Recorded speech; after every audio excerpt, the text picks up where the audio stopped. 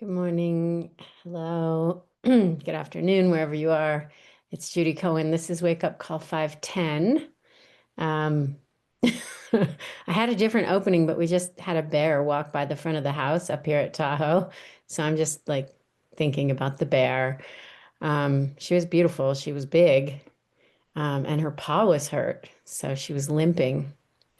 Anyway, so that was just a moment ago. Let's So today, what I want to do is look at the why practice wise mindfulness, which is where we are on the Eightfold Path. And last time, I said a little bit about how to practice by bringing the attention to the breath, the body, or sound, using these as anchors or refuges, which is essentially the basics of the first foundation of mindfulness. And how it's important to do that with diligence, but also with kindness and love, so that when the attention wanders, which it will, we can be amused at the wandering mind, but not upset or frustrated with it. Um, and that as we practice, what we're doing is training to pay attention in the present moment. Okay. Before we look at the other three of the four foundations of mindfulness, I thought, let's talk about why. Why train the mind to pay attention to the breath, the body, sound? Why train it to stay in the present moment? Why train it in let's use the catch-all focused awareness meditation, right? Two reasons. The first might sound like the most practical. Focused awareness leads to greater concentration. The second might sound like the most intriguing. Focused awareness can lead to insight. So focused awareness pointing towards concentration, it is practical. Greater concentration means we're less distracted by our thoughts, less distracted by the world, less distracted by our devices. It means we're more present and therefore happier, according to the science. It means we can more easily stay on task and be more efficient. And it means we're more present for the people we love. Concentration also makes us calmer. And this has to do with concentration itself, the practice, which as I've been trained, and I've only had maybe 3 full weeks of this training, is a state of profound relaxation. Concentration is combined with a very, very gentle but persistent placing and replacing of the attention on the object, breath, body, sound. Mostly breath for concentration. It's about inviting the mind and the body into the most relaxed stillness imaginable. Concentration like this, when the mind and body are both deeply relaxed and still, creates the possibility for the whole nervous system to calm down. During the practice, the mind isn't ruminating, it's not worrying, it's not focused on a to-do list. It's not even reacting to whatever is coming and going in the field of awareness. The body isn't fidgeting. The hands aren't reaching for a keyboard of some kind. They're not even really itching to do that. The feet aren't tapping, the fingers aren't wiggling. We're simply attending to the breath, the body, or sound, and letting the rest go. And whenever something that's been let go arises again, we're just letting go again and coming back to relaxed stillness. So even though the to-do list and all the worries will be there when the bell rings, in my experience, so will some residue, or maybe better to say reservoir, of calm, right? So focused awareness develops our powers of concentration, plus it infuses our practice and it infuses our lives with calm.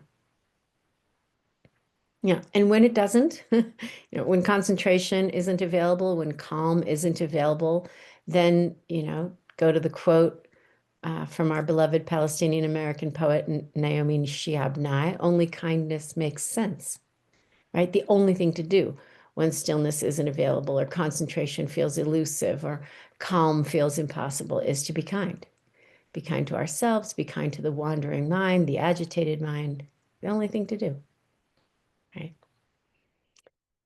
So one way to practice focused awareness, uh, which naming our bookmark is part of the how of wise mindfulness, is in the direction of concentration and calm. Another way to practice is in the direction of insight, or of the three sort of main insights in mindfulness practice, the insights into suffering, impermanence, and not self, right?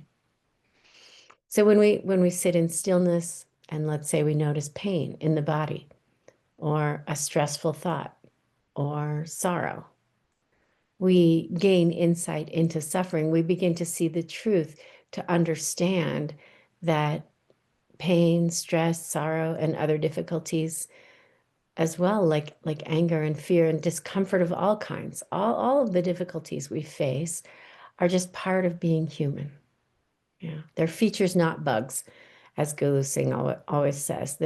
They're illuminating the experience of the ride we're on as humans, which is by its nature a bumpy one. And when we get this in our bones, in our whole mind body, when we stop arguing against the way things are. I don't know if y'all are familiar with Scott Rogers' work at University of Miami, his mindfulness work. He's a professor there, but he says, stop writing and arguing your own personal never-ending motion for relief from suffering, right? So when we stop doing that, because we're going to inevitably lose that motion, then we're having a moment of insight into suffering, into the truth of the way things are.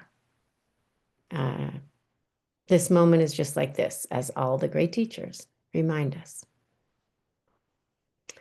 Insight into impermanence, the second insight that's available. Focusing on the breath, we see right away how it flows in, then it flows out. Focusing on the body, how sensations arise and then they fade. Focusing on sound, how sound arises and then it dissipates. We see through paying attention to memories that arise, how relationships arise and flourish and can flounder and end or strengthen and persevere, but they're always in flux, no matter how much we'd like to tie them down, right? We see through sensations that arise how no pain is constant, but also how this whole body will someday be, food for the fishes, right? We see the truth of the matter, that everything, including us, is just arising and fading away.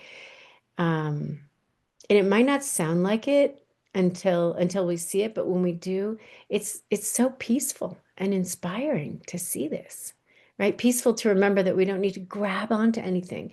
We can let life run through us, right? And inspiring because even though we're just here for a minute, we care so much about the world. And so the work of healing the world, which is our work, is really a treasure. And then the third insight, the insight into not self, seeing as we practice that although we might think of ourselves as fixed and identifiable, in fact, we're changing all the time, even as we sit still, right? There's no fixed Judy. There's just this ever-changing flow. Each of us right here, we're all different from when we arrived at the call today. Before this sentence ends, we'll be different again. And yet we're human, so we have volition. We get to choose how to show up in each moment. And that choice matters because what we say and do affects everybody else. So in this insubstantial world where we're bumping up against one another all the time, the insight into not self is also the insight into that we belong to one another. And so we're responsible for one another. And so there's nothing to do but to be kind. And that's, His Holiness's words. Kindness is my religion. Be kind whenever possible. It's always possible.